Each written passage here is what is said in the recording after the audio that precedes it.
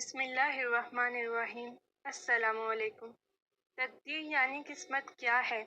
ایک نحیف الجسم شخص حضرت علی کرم اللہ وجہہ کی خدمت میں حاضر ہوا۔ اس نے موٹے کپڑے پہنے ہوئے تھے۔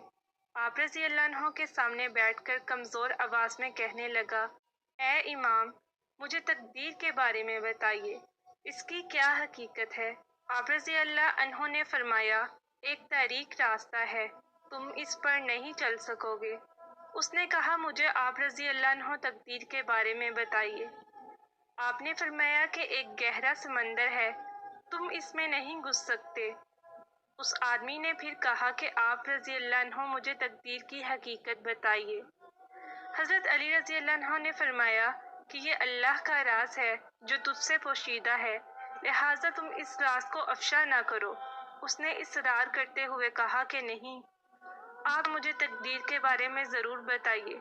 چنانچہ حضرت علی رضی اللہ عنہ نے سوال کرتے ہوئے فرمایا کہ اے سوال کرنے والے، یہ بتاؤ کہ اللہ سبحانہ و تعالیٰ نے تجھے اپنی منشا کے مطابق پیدا کیا ہے یا تیری منشا اور مرضی کے مطابق؟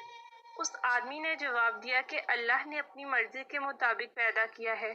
حضرت علی رضی اللہ عنہ فرمانے لگے کہ بس، پھر وہ تجھے جس کام کے لیے چاہے استعمال کرے۔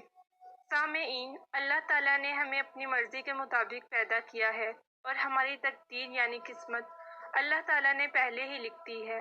ہمیں چاہیے کہ اللہ کی رضا میں راضی رہیں اور تقدیر کے فیصلوں کو مانیں۔